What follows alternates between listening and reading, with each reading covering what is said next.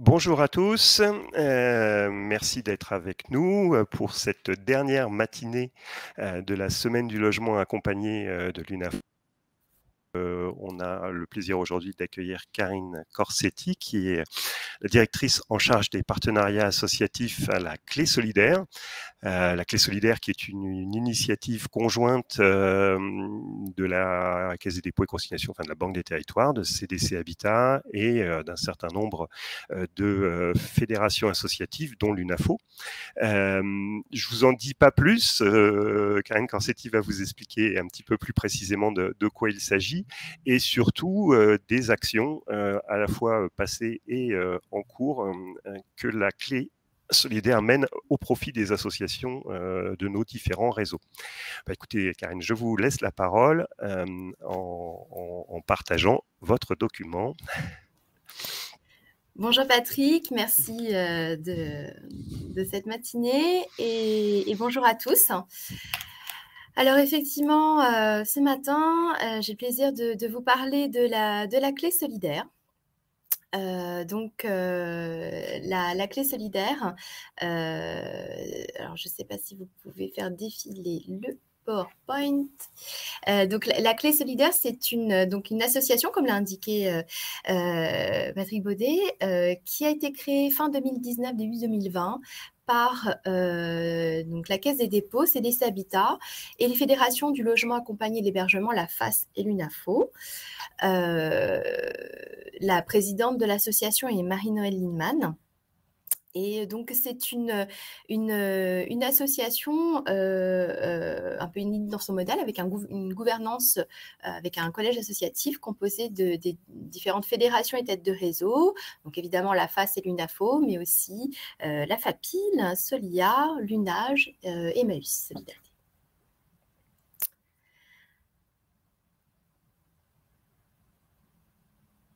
Voilà. Donc, l'équipe de la Clé Solidaire, alors c'est une petite équipe. Je suis accompagnée d'Abiba Bigdad, chargée de mission, et puis de Christine Sochard, qui est notre assistante. Donc, la Clé Solidaire, son objectif, c'est de venir en accompagnement des associations du secteur du logement accompagné, de l'hébergement et du médico-social, en complément de l'action des fédérations et têtes de réseau et avec l'appui du groupe CDC Habitat. L'idée étant d'intervenir sur un plan opérationnel, sur des thématiques à la fois patrimoniales, mais aussi d'achat groupé ou de services en back-office.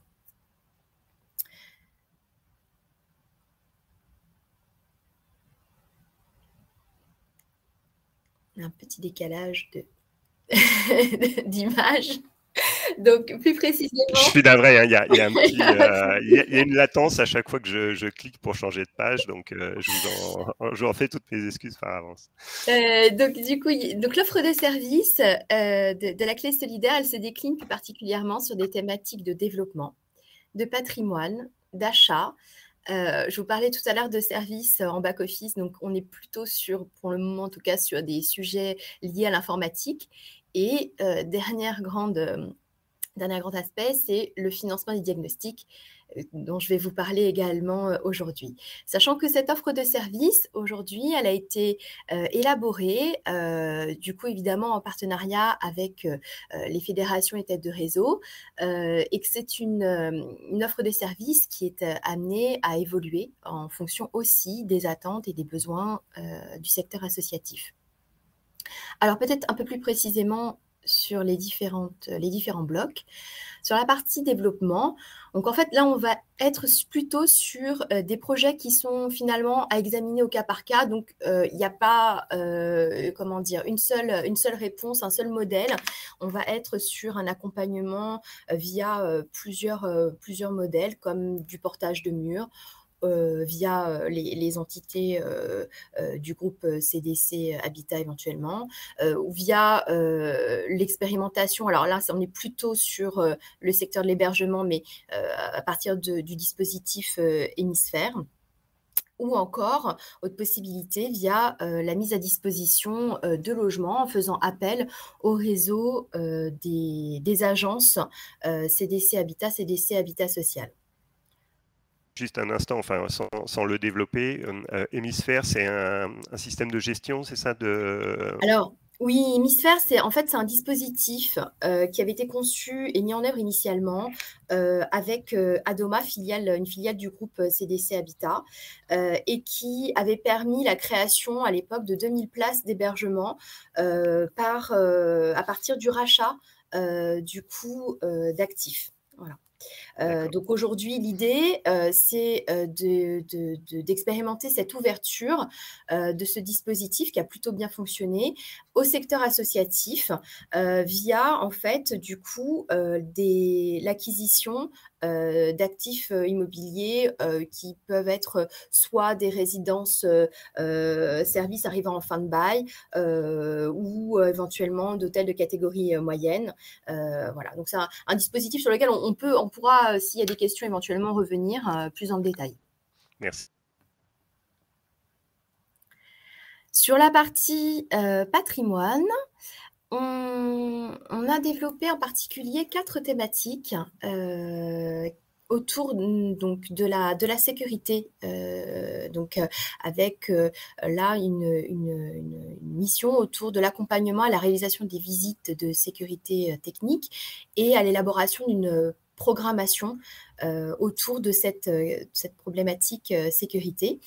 On a une deuxième thématique autour des diagnostics techniques immobiliers avec l'ensemble des différentes obligations réglementaires en matière de diagnostic, donc une veille réglementaire, la mise à disposition de références fournisseurs et un accompagnement plus globalement à une remise à niveau sur ces différentes questions.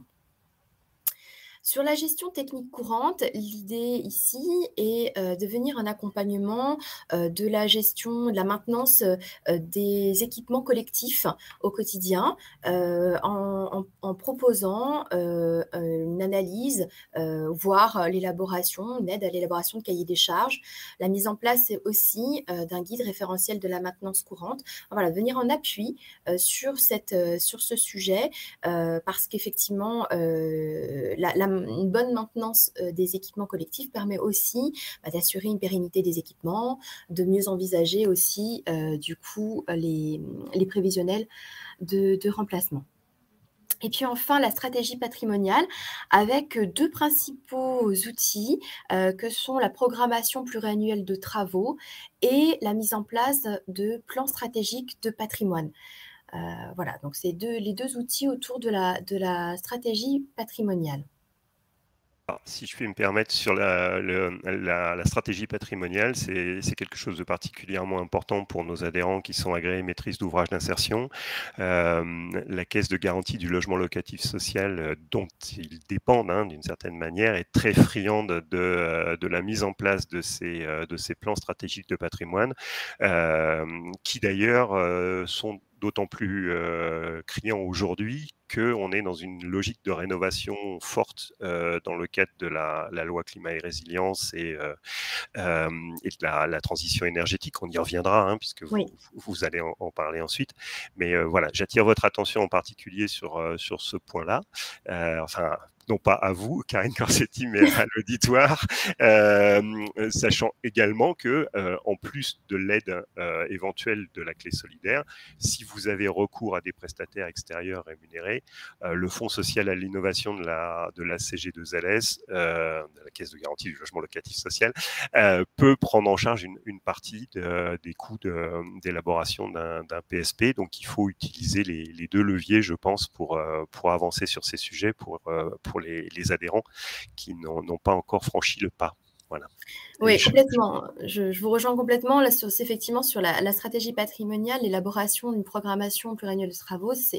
Ça démarre en fait évidemment par un diagnostic finalement de l'état du bâti et en fonction des objectifs des organismes, d'élaborer une programmation pluriannuelle qui va prendre en compte évidemment des enjeux de sécurité, mais aussi des enjeux autour de la rénovation énergétique, de l'adaptation au handicap, enfin voilà, différentes questions qui peuvent se poser autour du patrimoine et pour lequel en fait il y a besoin d'identifier les travaux à réaliser et de se projeter sur plusieurs années éventuellement. Alors, sur les achats, l'offre de service sur les achats, en fait, elle consiste à ce que la clé solidaire, finalement, va signer une convention de groupement d'achat avec une des entités du groupe CDC Habitat. Ce qui va permettre aux adhérents de la clé solidaire de pouvoir participer aux appels d'offres initiés par l'une de ces entités. Donc aujourd'hui, on a lancé 7 groupements d'achat sur l'année 2021. C'était le démarrage. On a eu, vous avez la liste ici, on a eu les 3D, les nuisibles, les punaises de lit, les dispositifs de fermeture automatisés type portail, bornes escamotables, etc. Les achats de gaz, les marchés d'assistance des travaux ascenseurs, la fourniture de matériel informatique et aussi le petit dernier, c'était un marché autour de la traduction écrite. Donc, quel est l'intérêt pour les associations? Alors, l'idée, c'est de pouvoir proposer un cahier des charges qui va permettre de définir clairement le niveau de prestation attendu, tout en équilibrant en fait la qualité des prestations attendues et le prix que vont pouvoir proposer les prestataires qui vont répondre. Parce qu'on peut imaginer de faire un cahier des charges extrêmement complet, extrêmement qualitatif, mais au final avec des prix qui vont être extrêmement aussi dissuasifs. Donc l'idée, c'est de rechercher le point d'équilibre entre les deux. Et donc les cahiers des charges du coup qui sont proposés ont le mérite d'avoir fait cet exercice-là, de rechercher cet équilibre. Deuxième intérêt, c'est de pouvoir bénéficier de l'ingénierie autour de la fonction achat. Parce que très clairement, c'est un vrai métier et que c'est assez lourd et qu'effectivement, il y a tout l'aspect de respect de la réglementation, mais aussi tout le travail autour du sourcing, de préparer l'allotissement et puis toute la gestion administrative en fait, du process. Donc, c'est le deuxième intérêt. Également, l'idée, c'est de pouvoir avoir accès à des fournisseurs qui, du coup, vont être également attirés par l'effet volume induit par l'appel d'offres lancé par le groupe CDC Habitat. Et puis, enfin, ça va pouvoir également, dans un certain nombre de situations, de pouvoir proposer des actions en anticipation ou en prévention. Et donc, ça va clairement avoir un impact sur la gestion et la maintenance des installations.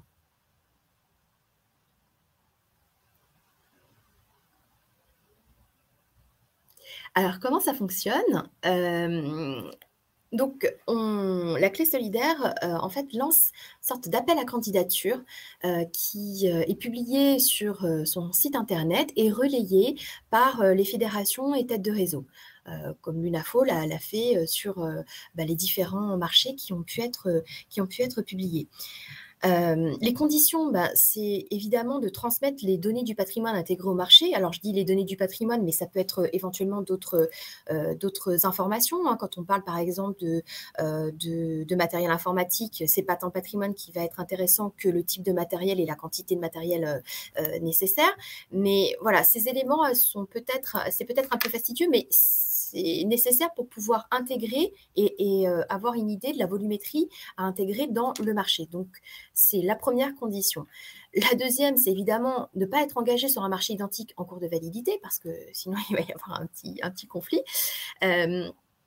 Et puis, selon les marchés, dans certaines situations, quand notamment, alors, on en avait parlé au moment des marchés sur les punaises de lit, ça va être, par exemple, satisfaire aux obligations réglementaires, notamment par rapport au diagnostic amiante, parce que dans la mesure où le prestataire va intervenir parfois sur des éléments du bâti, il y a l'obligation de lui fournir un état des risques, notamment en matière d'amiante. Et puis, dernière condition, c'est adhérer à la clé solidaire. Autre thématique de l'offre de service, je vous le disais tout à l'heure, c'est donc toute la partie service back-office et aujourd'hui, on a beaucoup plus travaillé effectivement sur le domaine informatique. Donc, vous en dire quelques mots. Il s'agit principalement du déploiement de l'outil, d'un logiciel qui s'appelle Helios et qui s'applique plus particulièrement au secteur de l'hébergement. Mais aussi donc des prestations de conseil autour de diagnostics notamment et de propositions d'accompagnement sur la sécurité des systèmes d'information. Et puis, bon, c'est un petit peu les sujets d'actualité depuis malheureusement la pandémie. Hein. C'est tout ce qui est lié autour des démarches de digitalisation, de postes de travail nomades, d'espaces collaboratifs. Alors, c'est sur ces sujets-là, alors comme sur les autres, hein, c'est vrai qu'on voit aussi un certain nombre de demandes d'associations qui sont parfois sur des sujets qui ne sont pas exactement ceux qui sont listés, mais qui du coup vont être étudiés avec du coup des solutions un peu à la carte, en essayant de voir en fait effectivement si des réponses peuvent être proposées suivant les difficultés ou en tout cas les questions posées par les associations, hein, notamment sur le sujet informatique. Par exemple, on a pu avoir une association qui nous a sollicité, pas du tout sur un de ces sujets, mais plutôt sur voilà, au regard de ma taille, de mon nombre de sites, j'ai besoin de me doter d'un logiciel de patrimoine. Qu'est-ce que vous me conseillez? Voilà, donc l'idée, là, c'est d'accompagner aussi l'association sur plus particulièrement ses besoins pour essayer d'identifier quel type de produit pourrait lui correspondre et puis ensuite l'accompagner, voilà, recevoir, organiser les réunions de présentation de ces différents produits et puis l'accompagner dans sa réflexion jusqu'à ce qu'elle puisse trouver une solution.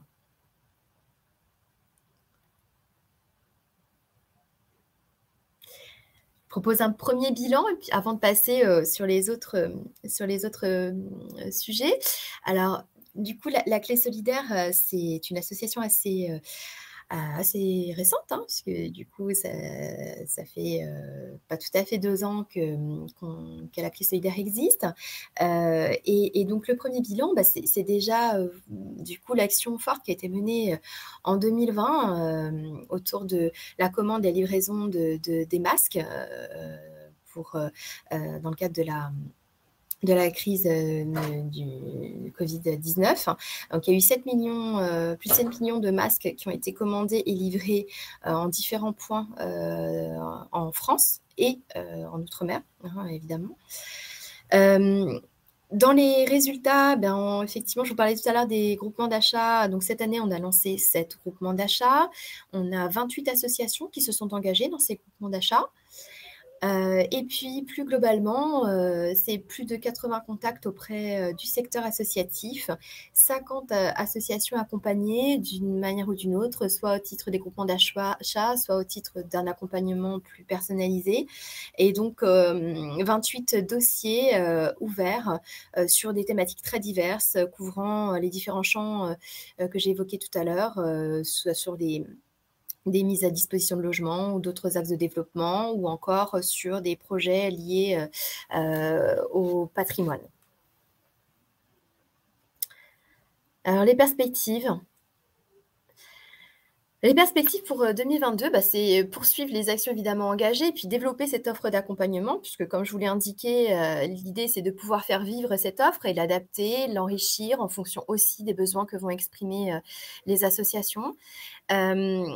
mais c'est en particulier un travail sur 3 actions dont la réflexion a démarré cette année. Donc la première, donc une étude sur la question de la rénovation énergétique. Patrick Baudet l'évoquait tout à l'heure, dans le secteur de l'hébergement et du logement accompagné. Avec là l'idée de finalement travailler sur une proposition de process de mise en œuvre, c'est-à-dire élaborer une méthodologie d'abord de diagnostic pour savoir finalement d'où on part, quel est l'état de la situation et quantifier les besoins et les qualifier. Ce qui est la première étape pour effectivement identifier ensuite comment on va procéder pour la mise en œuvre. Et donc là, il y a effectivement aussi un sujet d'ingénierie financière pour effectivement identifier les leviers autour du financement de ces opérations. Et puis, une ingénierie autour de l'accompagnement sur le volet technique également. Et donc, c'est un sujet sur lequel, en fait, on travaille vraiment de façon très concertée avec l'ensemble donc des fédérations qui nous accompagnent dans cette aventure de la clé solidaire. Donc, l'UNAFO est partie prenante, tout comme la FAS, l'UNAGE, la FAPIL, Celia, Emmaüs. Donc, voilà, l'idée, c'est de vraiment pouvoir élaborer ensemble des propositions et en s'appuyant également sur d'autres acteurs comme l'ANA, comme du coup la Caisse des dépôts aussi. Enfin voilà, essayer de chercher aussi éventuellement d'autres acteurs qui vont pouvoir aussi alimenter cette réflexion sur la rénovation énergétique. Oui, c'est un sujet, hein, comme vous l'avez noté lors de notre semaine, qui est un peu mis en avant, un petit peu. D'abord, lors de notre après-midi d'ouverture par Emmanuel Cos, hein, qui citait des volumes de travaux au niveau du secteur du logement social qui sont conséquents. On a eu une table ronde mercredi matin, pardon, sur le sujet également, sur la nécessité d'avancer et aussi de prévoir grand, entre guillemets, hein, c'est-à-dire d'aller au maximum de ce que l'on peut faire en matière de performance et de rénovation.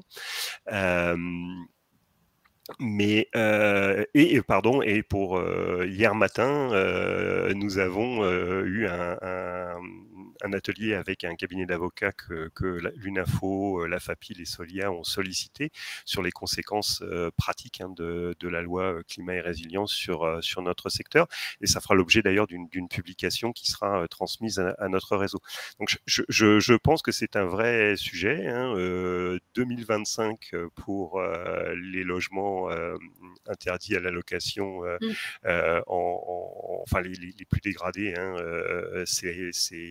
allez, on va être sympa, c'est après-demain, c'est pas demain, c'est après-demain, mais ça veut dire qu'il faut d'ores et déjà se lancer dans au moins l'évaluation de l'existant et les diagnostics. Et là-dessus, je pense qu'une aide technique, un support technique pour nos adhérents sera le bienvenu. Alors évidemment, tout le monde n'est pas au même niveau d'outillage, entre guillemets, hein, mais y compris même pour les adhérents qui ne sont pas propriétaires de leur parc, dans le dialogue qu'ils peuvent avoir avec leur bailleur HLM, je pense qu'il est important qu'ils aient une vision propre. Hein, même si elle peut coûter cette vision, c'est-à-dire que s'il faut un audit, ça va être voilà.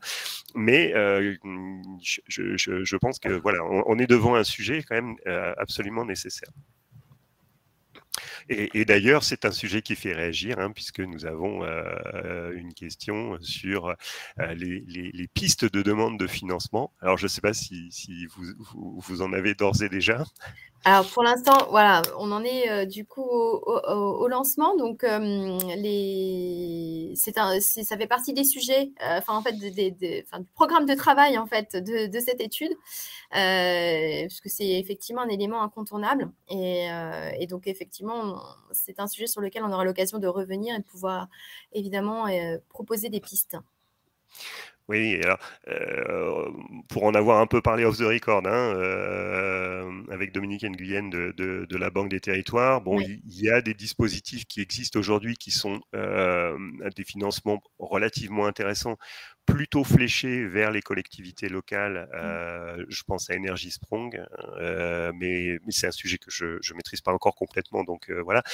Donc, la Banque des Territoires s'est saisie de ce sujet parce qu'on voit bien que la source de financement principale, qui est aujourd'hui le plan de relance, ne va pas suffire, Oui. entre guillemets, et surtout ne va pas suffire dans le temps. C'est-à-dire qu'on ne va pas être prêt à déposer des dossiers en 2021-2022. Or, le plan de relance s'arrête en 2022. Donc, qu'est-ce qu'on fait après ?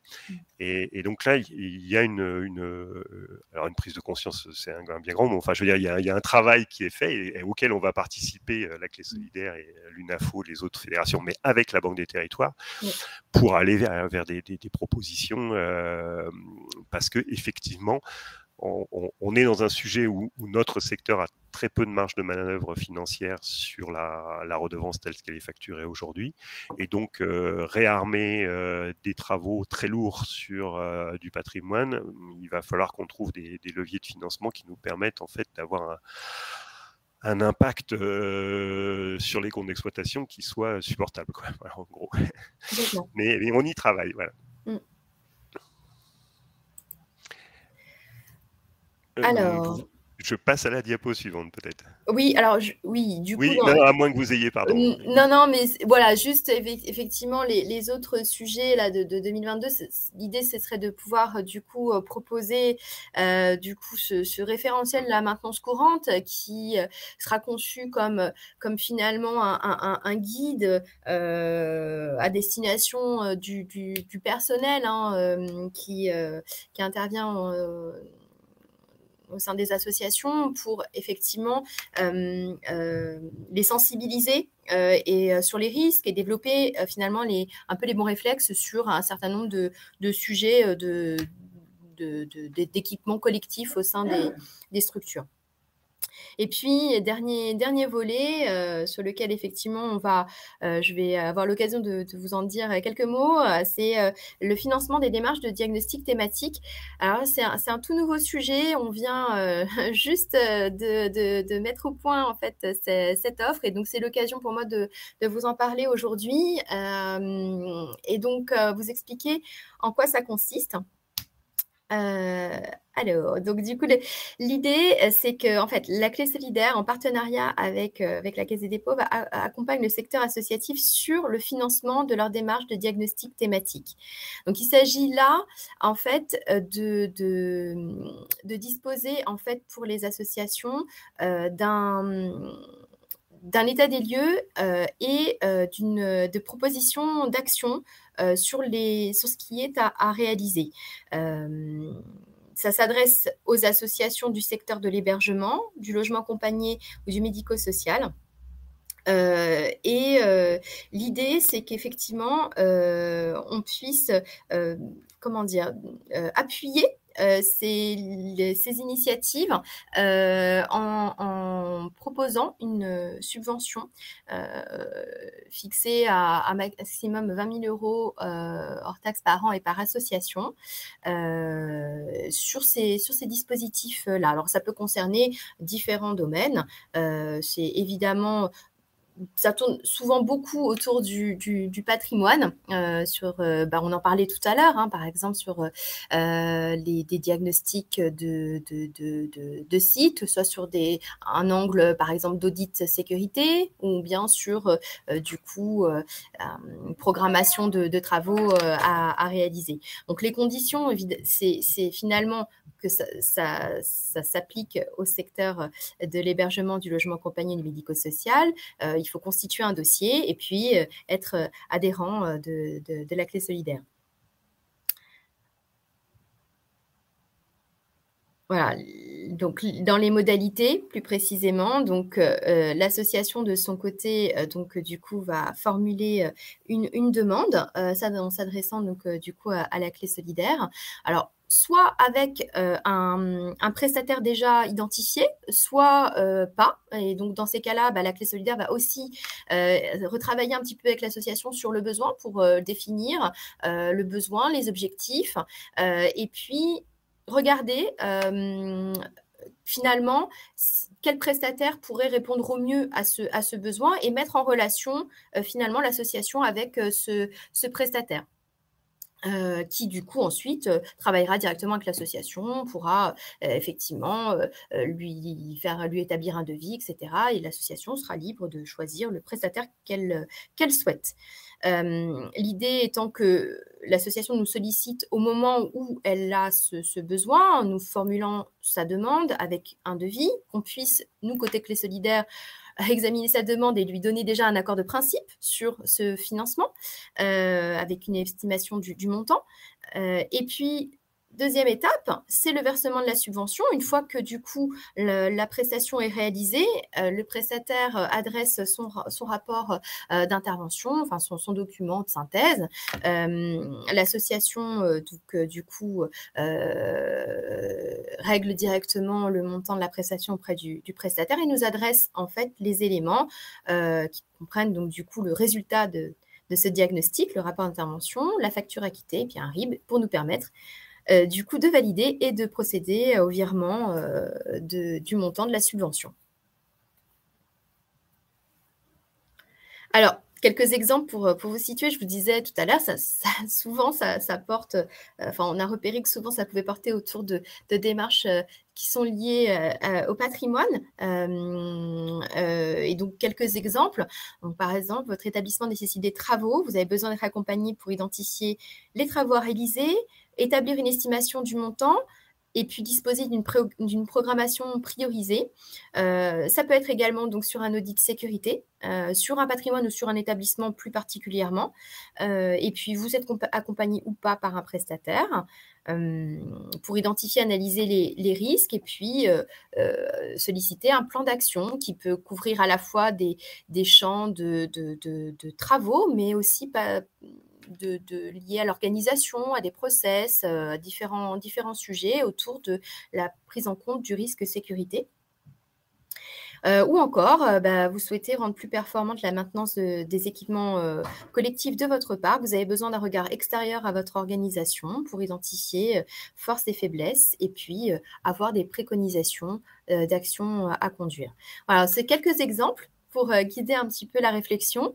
Et puis, évidemment, après, on examinera au cas par cas les différentes sollicitations qui se présenteront.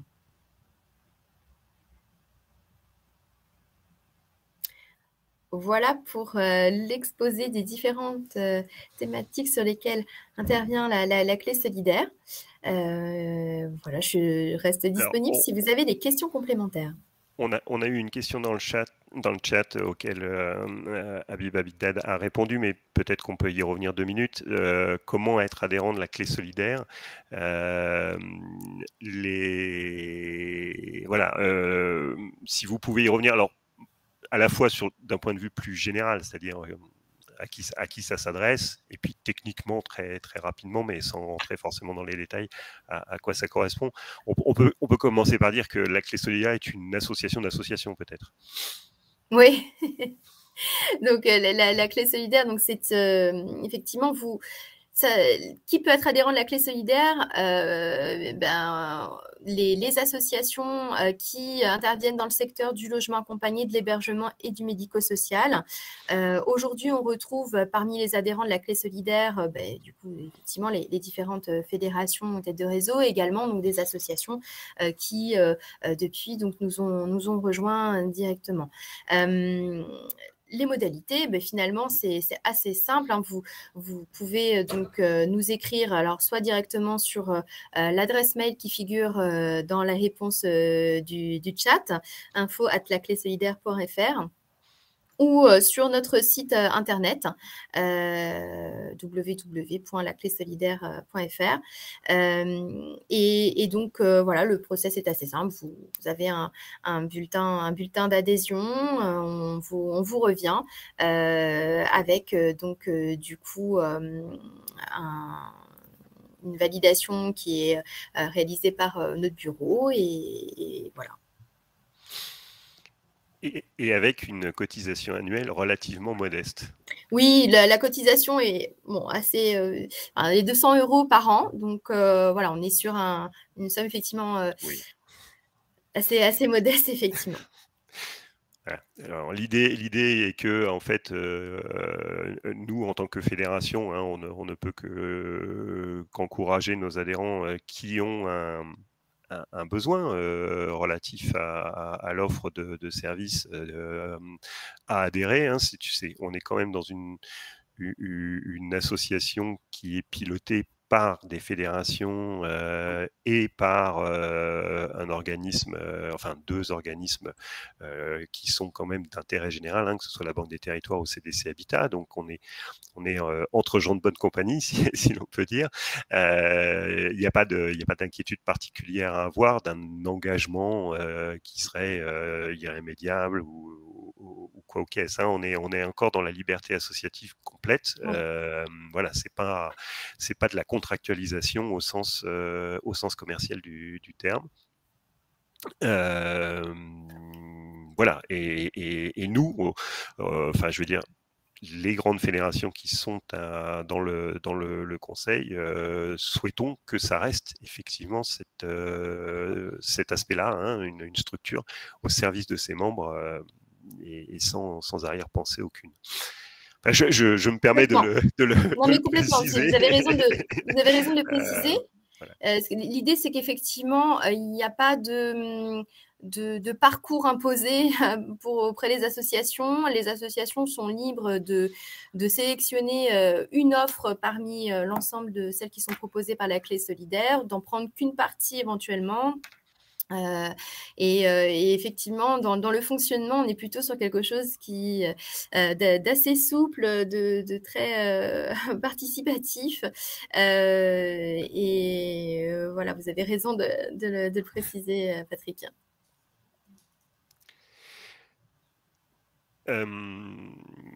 Est-ce que quelqu'un a éventuellement des questions à poser? Je ne vois pas de main qui se lève, mais la matinée est encore jeune. N'hésitez pas à le faire. Sinon, moi, j'avais une petite question sur la proximité de la Clé solidaire. Et en fait, est-ce qu'elle a des relais éventuels en région, peut-être par la Banque des Territoires? Oui, alors du coup, on s'appuie sur, au niveau des régions, on s'appuie sur les différentes directions interrégionales de CDC Habitat qui du coup connaissent l'offre de services de la Clé solidaire et avec lesquelles on intervient en relais sur un certain nombre de sujets, que ce soit sur les mises à disposition de logements, mais aussi sur des interventions d'accompagnement d'associations sur les territoires. Parce qu'à titre d'exemple, on a une association autour de Montauban qui nous a sollicité par exemple sur un projet sur un de ces établissements. C'est du coup un intervenant de la direction interrégionale basée à Bordeaux qui est intervenu auprès de cette association. Ils se sont rencontrés à plusieurs reprises. Voilà, donc effectivement ensuite on a des relais régionaux. Très bien. Écoutez, je pense que nos auditeurs doivent être satisfaits des réponses apportées, puisque je ne vois pas de questions apparaître ni sur le chat, ni de mains qui se lèvent. Il me reste à vous remercier. Vous pouvez, dans la salle, vous pouvez m'interrompre quand vous voulez. Si vous avez une question de toute dernière minute, hein, n'hésitez pas. Enfin bon, voilà, s'il n'y en a plus, on va clore cette présentation. Je pense qu'on aura au moins une adhésion supplémentaire à la clé solidaire après cette matinée. Enfin, en tout cas, on sera ravis d'accueillir l'association de Madame Doumbia si elle est intéressée. Et puis, bah, écoutez, voilà, on a un programme de travail conjoint pour 2021-2022 sur ces aspects de rénovation énergétique qui nous attendent et on sera ravis d'en faire profiter nos différents réseaux quand ce sera... ah ben voilà, on a confirmation par mail de l'appétence. Avec plaisir. Voilà, donc on sera ravis.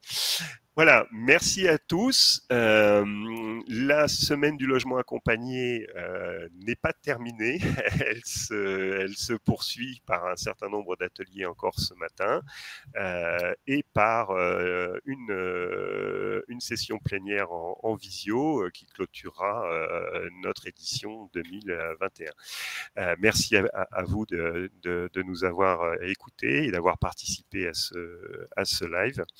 Et puis, bien, à très bientôt. Merci à tous.